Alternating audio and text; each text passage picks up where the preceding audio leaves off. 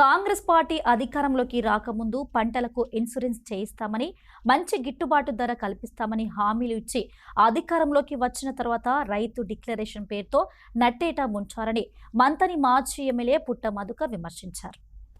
ఆదివారం మంథని మండలం పోతారం విలోచరం గ్రామంలో గోదావరి నది వరద ఉధృతికి మునిగిన పంటలను రైతులతో కలిసి పరిశీలించారు మాజీ ఎమ్మెల్యే పుట్ట మధు.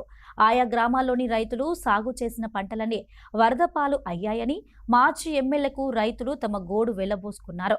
ఈ సందర్భంగా ఆయన మాట్లాడుతూ గోదావరి నది వరద ఉధృతికి విలోచవరం పోతారం గ్రామాల్లోని పంట పొలాల్లో 5 రోజులుగా నీళ్లు నిలిచి ఉన్నాయన్నారు.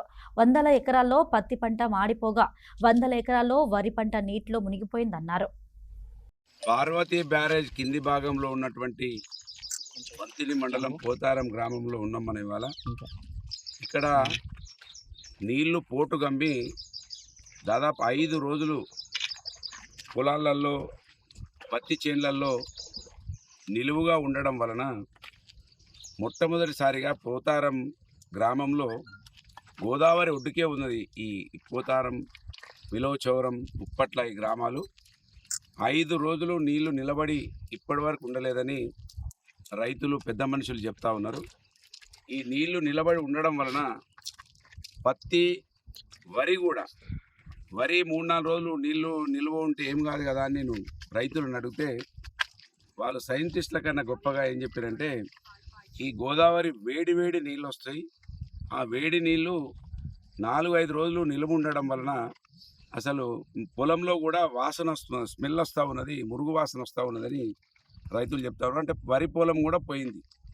కనుక ప్రభుత్వం వెంటనే స్పందించి ఇప్పటి వరకు ఒక్క కాడ కూడా నష్టపరిహారం ఇవ్వలేదు. అధికారంలోకి రాకముందు పంటకి ఇన్సూరెన్స్ చేస్తా అన్నారు, పంటలకు మంచి గిట్టుబాటు ధర ఇస్తా అన్నారు కాంగ్రెస్ పార్టీ వాళ్ళు. ఇప్పటి వరకు పోయిన సంవత్సరం మునిగిపోయినటువంటి పంటలకు కూడా నష్టపరిహారం ఇవ్వలేదు. ఈసారన్నా ఖచ్చితంగా నష్టపరిహారం ఇవ్వాలి. పోతారం గ్రామంలో చూస్తేనే దాదాపు 250 ఎకరాలు పైచిలుకు పత్తి, వరి కలిపిపోయినట్టుగా మేము అంచనా వేస్తూ ఉన్నాం. విలోచవరం గ్రామంలో కూడా దాదాపు 200 పైచిలుకు ఎకరాలలో పంట నష్టం జరిగి ఉంటుంది.